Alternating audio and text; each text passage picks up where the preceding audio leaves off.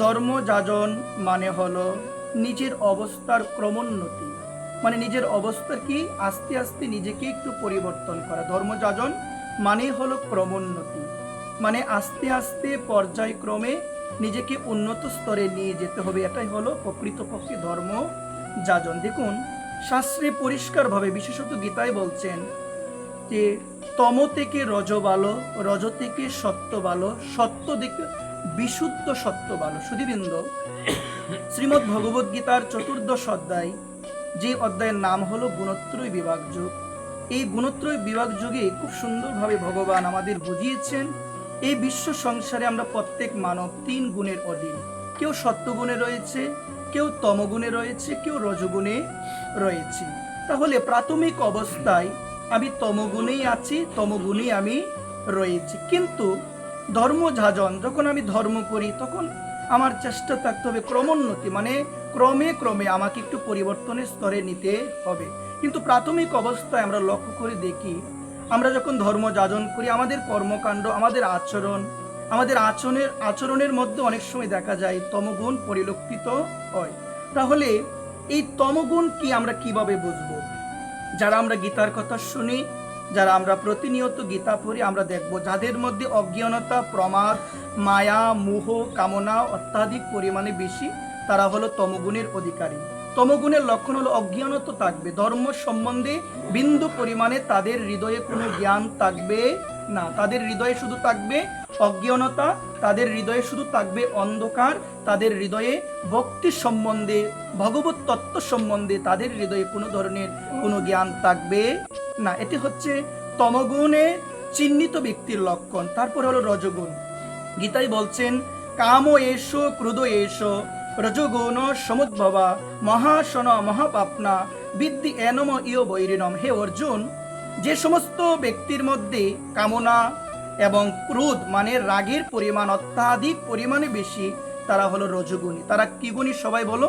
তারা হলো রজগুণী। তাহলে স্বাভাবিকভাবে ভগবান যে বললেন আমরা প্রত্যেকটা জীব আমরা তিন গুণের অধীন, কেউ তমগুণ, কেউ রজগুণ, কেউ সত্যগুণ। অনেক সময় দেখা যায় ভক্তি পথে আসার পরেও আমাদের আচরণ, আমাদের কর্মকাণ্ড, সেই কর্মকাণ্ডের মধ্যে তমগুণ পরিলক্ষিত হয়, রজগুণ পরিলক্ষিত হয়। আমরা এসেছি এমন একটা স্থানে যে জায়গার মধ্যে আমার গোবিন্দের কথা, আমার রাধারানীর কথা আলোচনা হয়, যে জায়গার মধ্যে আমার কলি পাবন অবতার শ্রীমান গৌর হরি বিরাজ করেন।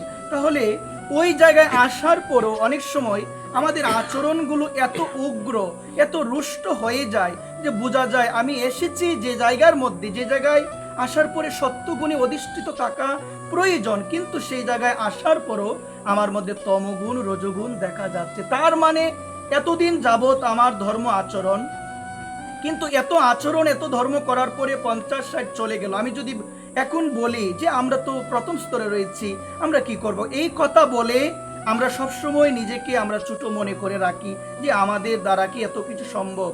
এই কথাটা কখনো বলতে না। আপনি আজকে গীতা শুনতে শুনতে আপনি অষ্টাদশ অধ্যায়ে আসলেন, এখন যদি আপনি বলেন আপনিও প্রথম স্তরে আছেন, এই কথাটির পক্ষে আমি কখনো একমত নই।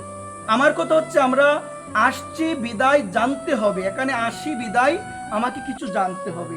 আর ধর্মযাজন মানে হলো নিজের অবস্থার ক্রমোন্নতি। আগে যে অবস্থায় ছিলাম এখনো যদি সেই অবস্থায় থাকে, আগে ঝগড়া করতাম একজন মানুষের সঙ্গে, কথায় কথায় খারাপ ভাষা প্রয়োগ করতাম, এখন তিলক দিই, কণ্ঠিমালা দিই, এখনো যদি এগুলো করি আমরা, এখনো যদি আমার দ্বারা এগুলো হয়, তাহলে বুঝতে হবে আমি করেই যাচ্ছি, কিন্তু নিজের অবস্থার, নিজের চেতনার এখনো কোনো পরিবর্তন আমার দ্বারা করা হচ্ছে না।